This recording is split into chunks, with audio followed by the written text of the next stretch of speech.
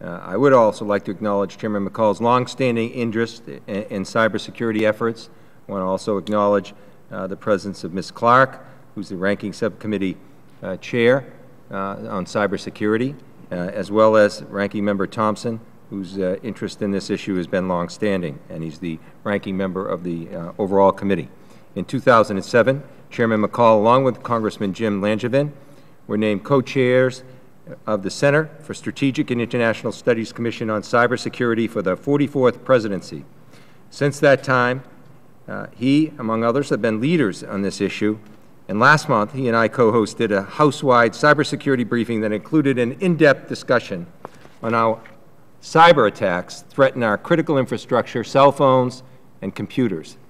I'm pleased to see that two of the participating organizations in that briefing, CSIS, the Center for Strategic and International Studies, and Northeastern University, are testifying today.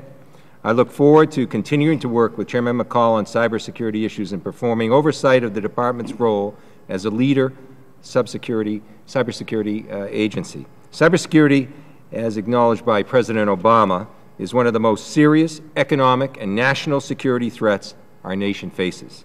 The impact of a cyber attack against critical infrastructure or our widely used federal system are spurring efforts in Washington to compel energy companies, along with other operators of vital infrastructures, to do more to protect the computer network from hackers.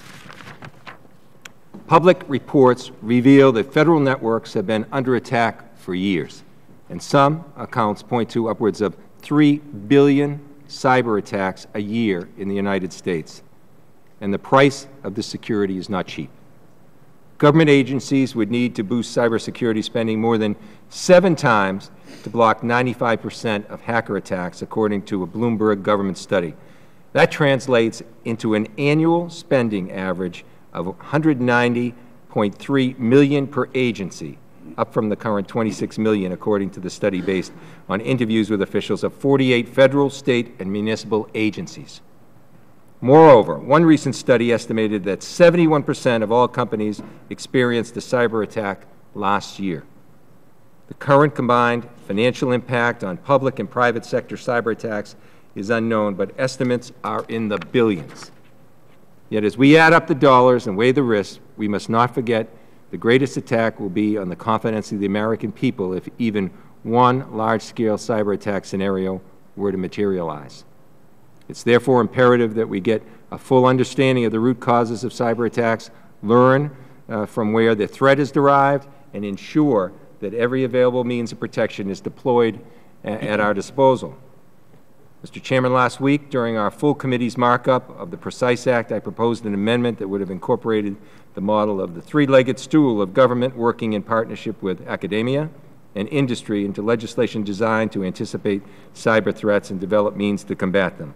I plan to work further in this initiative because even in times of greatly needed cost-saving measures, we should be wary of trading in long-term gains for short-term cuts. For this reason, our government should do more to accelerate the pace of research, discovery, and development in homegrown technologies. I believe that this path forward will enable us to see a return on our investments and remain competitive in the global economy as well. I know that my colleague, Chairman McCall, is a proponent of engaging research institutions in these matters, and I congratulate him in his work on the Cybersecurity Enhancement Act of 2011. Unfortunately, this week, the House will consider legislation that contains broad and ambiguous language, serious privacy implications, and the moves away from Homeland Security being the central agency for cybersecurity efforts. The Department, through its United States Computer Emergency Readiness Team, or USCERT, has made great strides, and I'm concerned that the legislation compromising its authority will set us back in our fight against cyber attacks. The President, the CSIS Commission on Cybersecurity for the 44th Presidency, and the House Republican Cybersecurity Task Force have all made numerous recommendations on how to improve cybersecurity. I would encourage my colleagues to bring legislation to the floor that fully protects the constitutional rights and contains recommendations made by these entities.